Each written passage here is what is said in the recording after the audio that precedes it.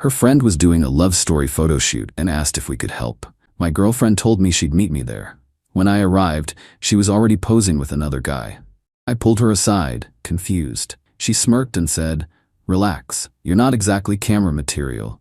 I just didn't want it to feel like cheating. I didn't say a word, just turned around and left. 5 days later, her parents called me. "Before we start, I just want to say thank you for being here.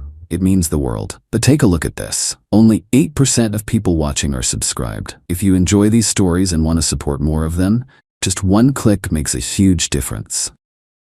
People ask me if I saw it coming. The truth? Yes and no. I saw the red flags with Beth, but I ignored them because of where I was in life.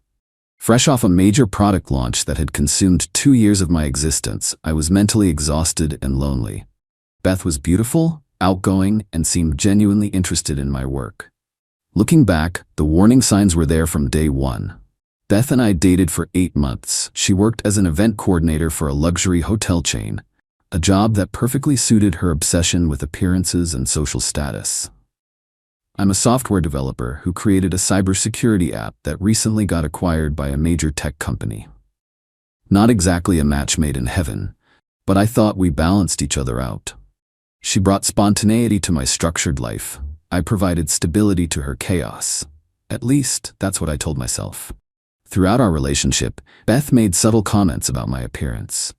Nothing overtly cruel, just little jabs about how I should dress the guys in her social circle, or how I could clean up nicely if I tried harder. I brushed it off.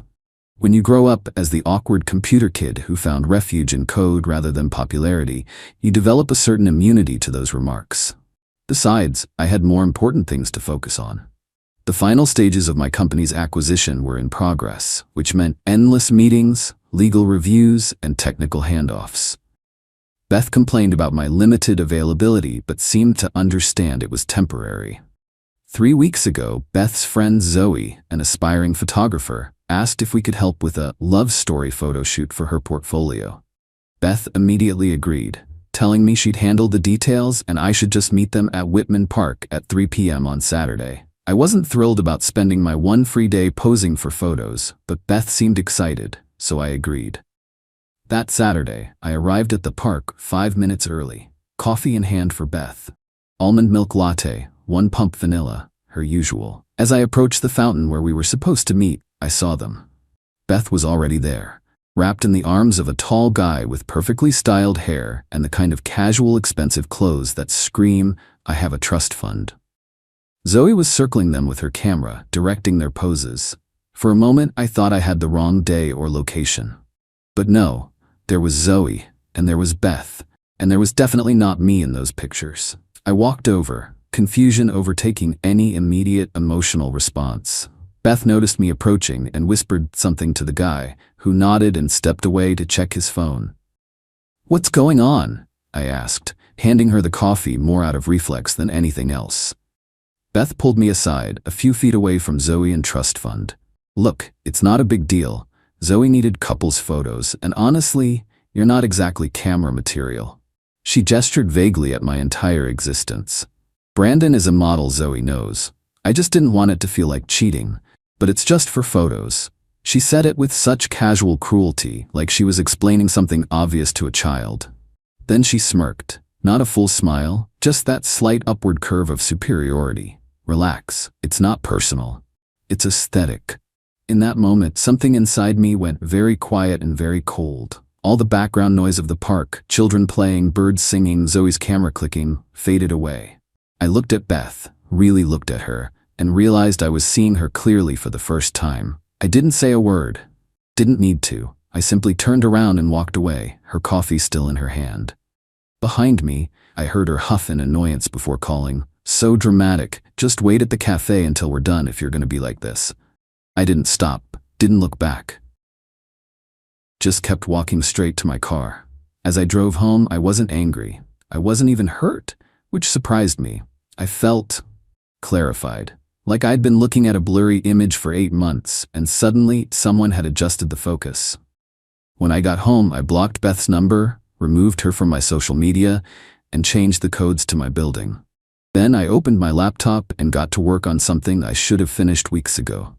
Let me explain. The acquisition of my company included a stipulation that I develop a proprietary image recognition algorithm that could identify manipulated photos and videos, an increasingly valuable tool in the age of deepfakes.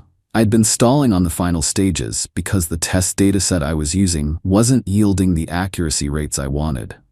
That afternoon, with a strange, detached focus, I had a breakthrough. The problem wasn't my algorithm. It was the testing methodology. By evening, I had restructured the entire approach and watched as my accuracy rates jumped from 78% to 94.3%. I worked through the night, fueled by clarity rather than emotion. The next morning, Beth started the inevitable barrage. First texts, which bounced back, then emails, then mutual friends checking if I was okay. Translation: Beth sent them to feel me out. Her messages evolved from annoyed, seriously overreacting, to concerned. Are you all right? To angry, real mature blocking me, to self-pitying, I guess I meant nothing to you. I responded to none of them. Meanwhile, I finalized my algorithm and sent it to the acquisition team. Their response was immediate and enthusiastic. The technology exceeded their expectations, and they fast-tracked the final payment, a sum that made my previous payday look like pocket change. On day 3, Beth showed up at my apartment. My doorman, Miguel, had strict instructions to not allow her up. When she made a scene in the lobby, he called security. I found out later that she tried to claim we'd had a fight and she'd left important medication in my apartment. Miguel, who had seen enough toxic relationships to recognize the signs, wasn't buying it. By day 4, Beth had escalated to having her best friend accidentally run into me at my regular coffee shop. Jasmine approached with practiced concern, talking about how worried everyone was, how Beth was absolutely devastated, and how there must have been a terrible misunderstanding. I looked at Jasmine and said, the only words I'd spoken about the situation. There was no misunderstanding. She was perfectly clear. Then I picked up my coffee and left, ignoring her calls to wait and talk. On the 5th day, I received a call from a number I recognized, Beth's parents. Why did I have their number? Because 2 months earlier, Beth had insisted I meet them during their visit to the city. They'd been surprisingly warm people, especially her father Robert, who had taken a genuine interest in my work. We'd exchanged numbers after I helped him set up some security features on his devices. I almost didn't answer. In retrospect, I wish I hadn't. But curiosity got the better of me. "Hello, Robert," I said, keeping my voice neutral. "Ben," he replied, his tone serious. "I think we need to talk about Beth. With all due respect, there's nothing to discuss." "I think there is," he insisted. "She told us what happened, and Did she tell you she replaced me with a model for her friend's photo shoot because I'm not camera material?" I interrupted. "Did she mention that part?" Silence. "Then that's not the version we heard." "I'm not surprised. She said you saw her helping a friend with photos and stormed off without explanation. She's been trying to reach you for days to clear things up." I laughed, surprising myself. "That's creative.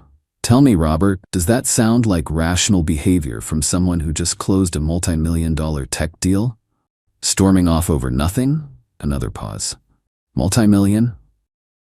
That's when I realized Beth had never told her parents about my company or the acquisition. In her narrative, I was probably just some moderately successful programmer who was lucky to date her. "Look, Robert, I respect you and Ellen, but your daughter made it very clear what she thinks of me. I've moved on. I suggest everyone else does too." Then, wait. But I had already hung up. 20 minutes later, my phone pinged with an email from Zoe, Beth's photographer friend. The subject line read, "You should see these." Against my better judgment, I opened it. The email contained a link to a private gallery and a brief message. "Beth doesn't know I'm sending these. I'm so sorry." The link led to dozens of photos from the park shoot, photos of Beth and Brandon posing romantically, but there was something strange about them, something off in their body language. In several shots, Beth was looking past the camera, her expression changing from posed affection to genuine surprise and then annoyance. The timestamp showed these were taken right as I arrived. The final few photos in the gallery weren't posed at all. They showed Beth pulling me aside, her face captured in perfect clarity as she delivered her not camera material speech. The last image showed my expressionless face as I turned to walk away, Beth still smirking behind me. Zoe had captured everything.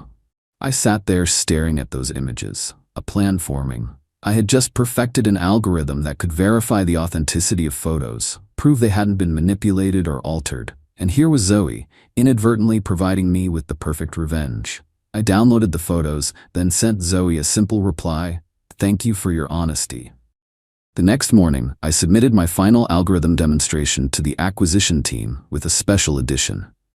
To showcase the technology's ability to authenticate genuine images, I included Zoe's photo series in the test dataset, with Beth and Brandon's faces visible but names removed. The documentation simply referred to them as Subject F and Subject M in public park setting.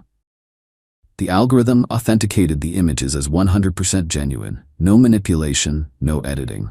Just the raw truth of Beth's cruelty, now permanently embedded in a technology demonstration that would be viewed by every major executive at one of the world's largest tech companies. What I hadn't realized was that Beth's luxury hotel chain, Meridian Hotels, had been pursuing a major contract with this same tech company, TechVision, to become their exclusive event venue for corporate retreats and conferences. Beth had been personally handling their account and was in line to become the dedicated coordinator for all TechVision events, a career-making position she'd mentioned wanting but never explained the details of. 2 days later, I received an unexpected visitor at my office, Ellen, Beth's mother. My assistant was hesitant to let her in, but I waved her through. Unlike her husband's call, I was curious about this visit. Ellen looked tired. She sat down across from me, declined the offered coffee, and got straight to the point.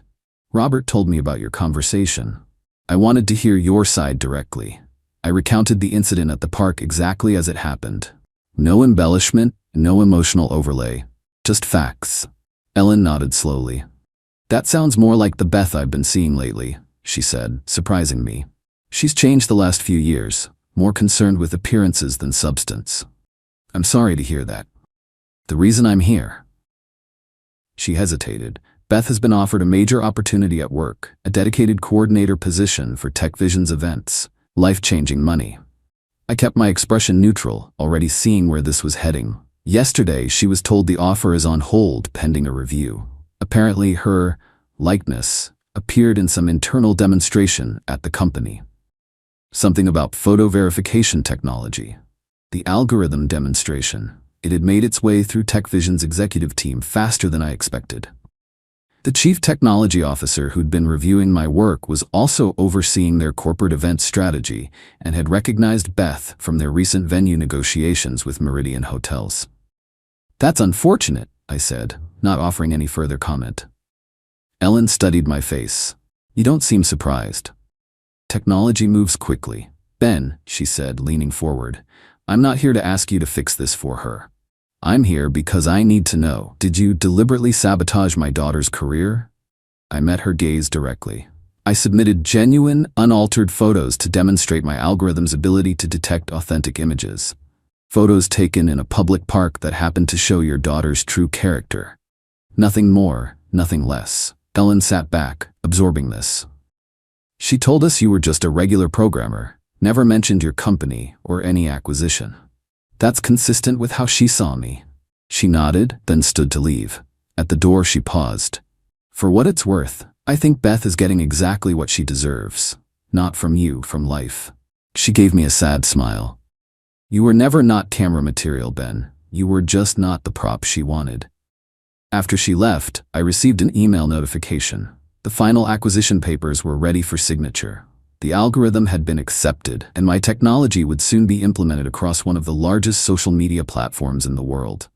Technology designed to reveal truth from artifice, to separate authentic moments from manufactured ones. I signed the papers digitally, a sense of completion washing over me. That evening, my phone buzzed with a text from an unknown number. Somehow, Beth had gotten a new phone to bypass my block. "You ruined everything. That job was mine. All because I hurt your fragile ego? Real men don't need revenge." I didn't respond, but I didn't block this number either. I wanted to see if she had anything else to reveal about herself. An hour later, my boss showed me the photos. from your presentation. You planned this all along, didn't you? Use me for your little tech demo? Answer me. I let her spiral, each message more revealing than the last. Finally, I responded with a single line. I didn't plan anything. I simply showed the world exactly who you are. Clear, unfiltered, and authenticated. Then I blocked the new number too. 2 weeks later, I received an invitation to speak at a major tech conference about my algorithm and its applications in combating digital misinformation. The event was being held at the Grand AmITheA Hotel, part of the Lux Hospitality Group, Meridian's biggest competitor. At the conference, after my presentation, a woman approached me. She introduced herself as Victoria Chen, Executive VP of Lux Hospitality Group. Your presentation was fascinating, Mr. Mercer, she said. We've been looking at implementing stronger verification protocols for our corporate clients, and your work might be exactly what we need. We chatted briefly about potential applications before she added, I hope you don't mind me mentioning this, but we recently hired a new event coordinator who recognized your name from the speaker list. Beth Williams? She mentioned having worked with you previously. It took me a moment to process this. Beth works for Lux now? I thought she was with Meridian Hotels. Victoria nodded. She was, until recently. There was apparently some situation with a major client.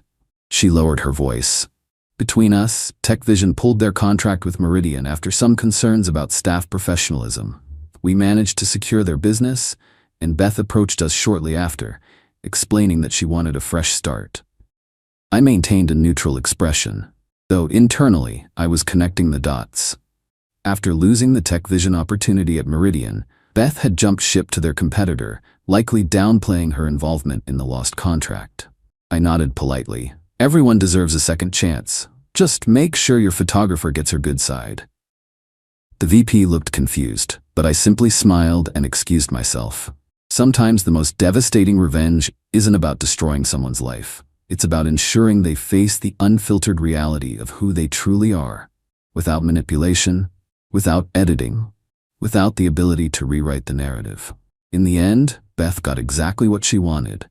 A world where appearances matter and authenticity is verified.